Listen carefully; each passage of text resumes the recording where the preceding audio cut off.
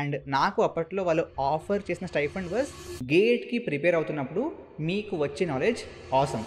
అలాంటి వాళ్ళు చాలామంది యూట్యూబ్లో డిఎస్సి నేర్చుకోండి, ఊప్స్ నేర్చుకోండి, సిఎస్ ఫండమెంటల్స్ నేర్చుకోండి. నా టైంలో ఎవరు చెప్పేవారు కాదు. For actually washed out in the first online round itself. Internship experience లేకపోతే ఏమై ఉండదు. అంటే ఈ విధంగా చెప్తున్నావు కదా, దాన్ని ఎప్పుడైనా ఆలోచన చేసావా ఆర్ గొప్పలు చెప్తున్నావు అని అడిగారు.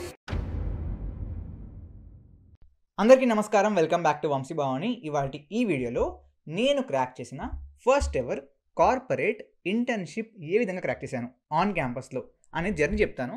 ఆ జర్నీ వల్ల మీకు ఎంతో కొంత వాల్యూ ఎడిషన్ జరిగితే మీరు హ్యాపీ, నేను హ్యాపీ, యూట్యూబ్ హ్యాపీ, అందరం హ్యాపీ. సో వీడియోని ఎండ్ వరకు వాచ్ చేసేయండి.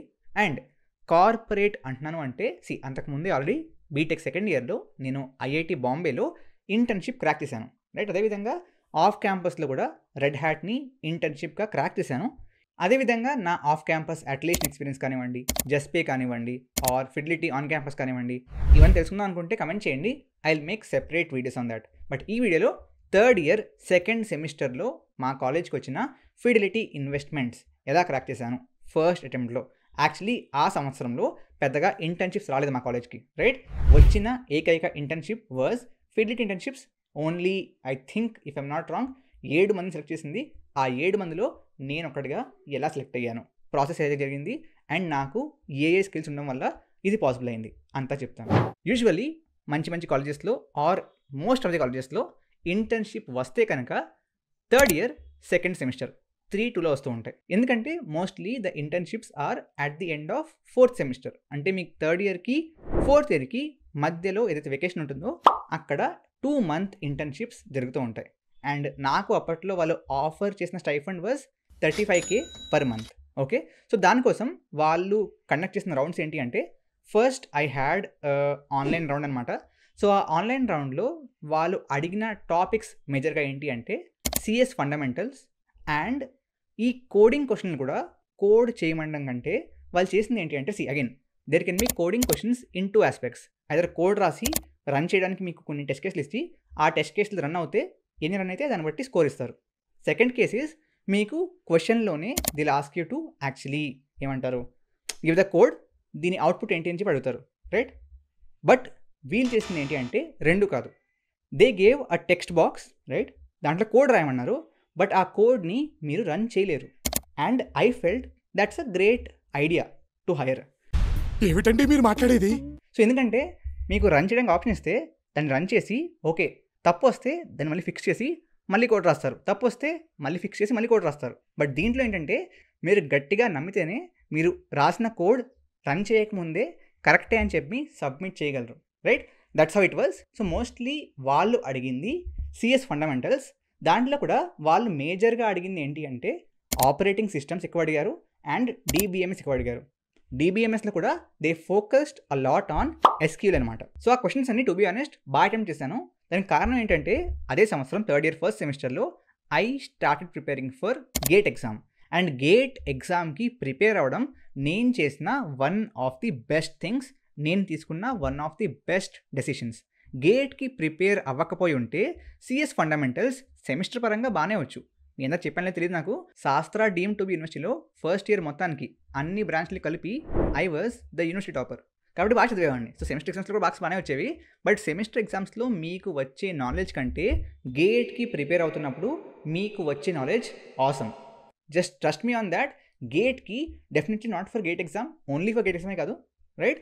బట్ మీ ఏవైతే కోర్ సబ్జెక్ట్స్ ఉంటాయో, it can be anything, core of CSC, core of ECE, మీ బ్రాంచ్ కోర్ సబ్జెక్టులు మీకు బాగా రావాలంటే గేట్ ఈజ్ డెఫినెట్లీ మోస్ట్ అంటే ఒక రకంగా బెస్ట్ అనమాట.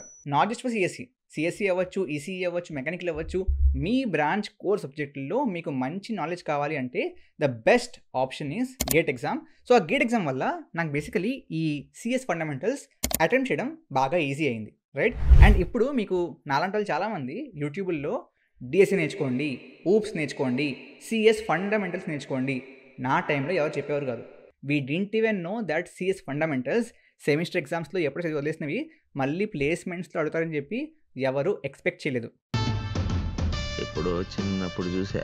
Because we mostly know about what service based companies and product based companies. But fidelity investments was a fintech company, financial company. కాబట్టి వాళ్ళ కొంచెం మోడల్ వేరేగా ఉంటుంది, రైట్? సో ఈ మోడల్ ఎవరు ఎక్స్పెక్ట్ చేయలేదు. That's the reason most of them were actually washed out in the first online round itself. So మీరు definitely don't ignore CS fundamentals because CS fundamentals can be a deciding factor.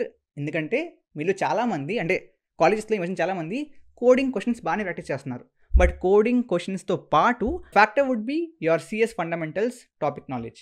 And ఈ CS ఫండమెంటల్స్తో పాటు మీకు SDLC software development life cycle and aptitude కూడా equally important because those were also asked in separate sections.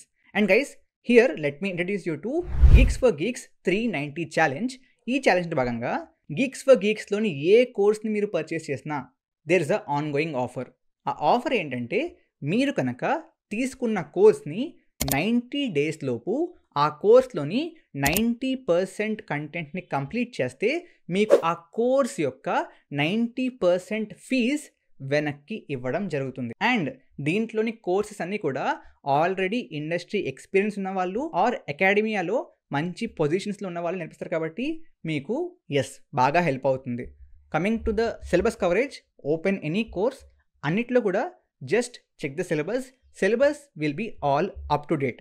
But ఓవరాల్గా ఈ factors అన్నీ ఈ మధ్యన మోస్ట్ ఆఫ్ ది కోర్సెస్లో ఉంటున్నాయి. But the best fact is దీంట్లో మీరు కన్సిస్టెంట్గా ఉంటే మీకు బడ్జెట్ ఫ్రెండ్లీ అవుతుంది. సో మీకు కన్సిస్టెన్సీ కూడా ఇంప్రూవ్ అవుతుంది. అంటే కన్సిస్టెంట్గా కష్టపడి కోర్స్ తీసుకున్న 3 నెలల్లో కంప్లీట్ చేస్తే మీకు 90% ఫీ రిఫండ్ ఇవ్వడం జరుగుతుంది. లింక్ నేను మీకు కమెంట్స్ అండ్ డిస్క్రిప్షన్లో ఇస్తాను, ఓపెన్ చేయండి. దాంట్లో మీకు నచ్చే కోర్స్ ఏమైనా ఉంటే, దాంట్లో you have SDLC also, but నచ్చే కోర్స్ ఏమైనా ఉంటే if you are interested please go ahead and take that because fees మీకు ఎక్కువ పడదు. Check the courses also, right? మీకు డెఫినెట్లీ ఫీజ్ ఎక్కువ పడదు. And check that out. Coming back to the topic, so SDLC and aptitude కూడా there were different sections, that two timed sections. అంటే ఏంటి? Section 1, section 2, section 3. Section 1లో for example point మిగిలింది అనుకోండి, section 2లో వాడుకోలేరు, right? Every section had its own time and ఆ timed సెక్షన్స్లో మీరు ఆ క్వశ్చన్స్ని అటెంప్ట్ చేయాల్సి ఉంటుంది. అండ్ యాప్టిట్యూడ్లో to be honest verbal questions and మన numerical questions were easy, but ఏవైతే లాజికల్ ఉంటాయో అవి కొంచెం టఫ్ ఉన్నవి. అండ్ టు బీ ఆనెస్ట్ నాకు పెద్దగా మార్క్స్ రానివి కూడా అక్కడే. యాక్చువల్లీ అంటే చెప్పలేదు వాళ్ళు మార్క్స్ ఎన్ని వచ్చినాయని చెప్పి, బట్ నా ఒపీనియన్లో మేబీ మార్క్స్ పోయి ఉంటే కనుక అక్కడే పోయి ఉంటాయి. బట్ ఓవరాల్గా ఐ పర్ఫార్మ్ వెల్. సో నాకు ఇంటర్వ్యూ రౌండ్కి కాల్ వచ్చింది, రైట్? ఇంటర్వ్యూలో mostly they asked me about my previous experience. And luckily నేను చెప్పినట్లుగా సెకండ్ ఇయర్లో నేను IIT బాంబేలో ఇంటర్న్షిప్ చేశాను. ఆ ఇంటర్న్షిప్ ఎక్స్పీరియన్స్ నాకు బాగా హెల్ప్ అయింది, ఎందుకంటే నేను ఆ ప్రాజెక్ట్ గురించి అక్కడ మాట్లాడడం జరిగింది. నౌ అక్కడ ఒకవేళ మీకు ప్రీవియస్గా ఇంటర్న్షిప్ ఎక్స్పీరియన్స్ లేకపోతే ఏమై ఉండేది, రైట్? నా ఫ్రెండ్స్ ఎవరైతే సెలెక్ట్ అయ్యారో, ఎవరికైతే ఇంటర్న్షిప్ ఎక్స్పీరియన్స్ లేదో వాళ్ళకి ఏవైనా ప్రాజెక్టులు చేసి ఉంటే ఆ ప్రాజెక్టుల గురించి అడిగారు. కాబట్టి ఇంటర్న్షిప్స్కి, ఎస్పెషలీ కార్పొరేట్ ఇంటర్న్షిప్స్కి where they don't ask you DSA questions in the further interview rounds, మీ ప్రాజెక్టులు బాగా ఇంపార్టెంట్ అవుతాయి. అండ్ ప్రాజెక్టులు need not be big projects. So చేసిన వాళ్ళు కూడా పెద్ద ప్రాజెక్టులు ఏం చేయలేదు. Mostly if you were comfortable with answering basic questions about why you did this, right? Why you chose this, that's more than enough. And దాంతోపాటు they also asked few SQL questions, right? ఈ SQL క్వశ్చన్స్ని ఎక్కువ మంది solve చేయలేకపోయారు. And to be honest అంటే అప్పటికే నేను యూట్యూబ్లో SQL సిరీస్ చెప్పాను, అండ్ కాబట్టి it was helpful, right? And అప్పటికే టీచింగ్ స్టార్ట్ చేశాను యూట్యూబ్లో, సో ఇట్ వాస్ హెల్ప్ఫుల్. అందుకే చాలామంది చెప్తారు if you cannot teach something, మీరు దాన్ని సరిగ్గా నేర్చుకున్నట్టు కాదు. కాబట్టి ఆ విధంగా కూడా నా యూట్యూబ్ హెల్ప్ అయింది, right? After that finally we had a HR round. And HR రౌండ్లో వాళ్ళు ఐ థింక్ మేజర్గా నా నుంచి ఇంప్రెస్ అయిన question was again tell me about your self, ఇవన్నీ కామన్. వాళ్ళు అడిగిన క్వశ్చన్ ఏంటి అంటే, సో మీకు ఇంటర్న్షిప్ టైంలో కాలేజ్ వర్క్ ఉండొచ్చు, రైట్? సో ఆ కాలేజ్ వర్క్ని ఇంటర్న్షిప్ని ఏ విధంగా బ్యాలెన్స్ చేస్తారు, దట్ వాస్ ద క్వశ్చన్. దానికి నేను చెప్పానంటే I will prioritise these things, ఏది ఏ రోజు ఇంపార్టెంట్ అయితే దాన్ని ఆ రోజు కంప్లీట్ చేసి బేస్డ్ ఆన్ ప్రయారిటీ వర్క్ చేస్తాను, right? I will put each of that in to different buckets అని చెప్పాను. వాళ్ళు can you share an experience where you applied this అని అడిగారు.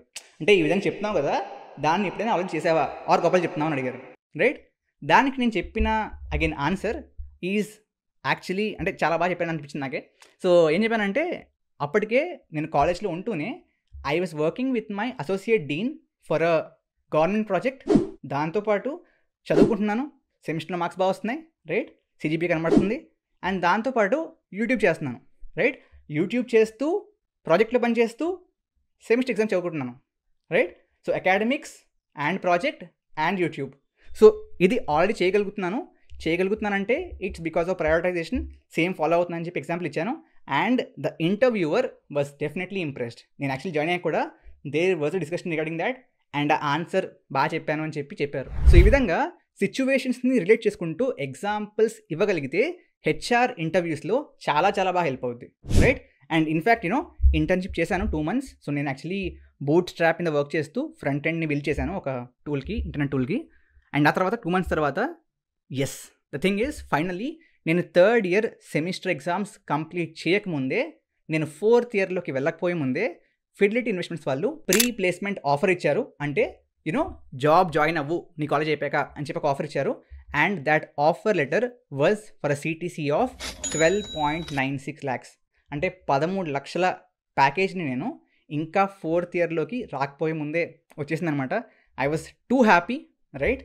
అండ్ అగైన్ దాని తర్వాత ఏం జరిగింది, ఎందుకని ఆ కంపెనీ జాయిన్ అవ్వలేదు, ఎలా అట్లేషన్ వచ్చింది, how did I join this, ఆ పీపీఓని ఏం చేశాను, అన్నీ కావాలంటే కమెంట్ చేయండి. I will make the continuation series. But ఈ ఎక్స్పీరియన్స్ ఎలా అనిపించింది, అంటే ఇస్ ఇట్ హెల్పింగ్ యూ, అంటే ఎంతో కొంత నేర్చుకుంటున్నారా, ఆర్ అన్న నువ్వు గొప్పలు చెప్పుకుంటున్నారా మాకేంటి అనిపిస్తుందా? టెల్ మీ ఆనెస్ట్గా. Based on that I will continue the series. Thank you very much. Jai Hind, జై భారత్.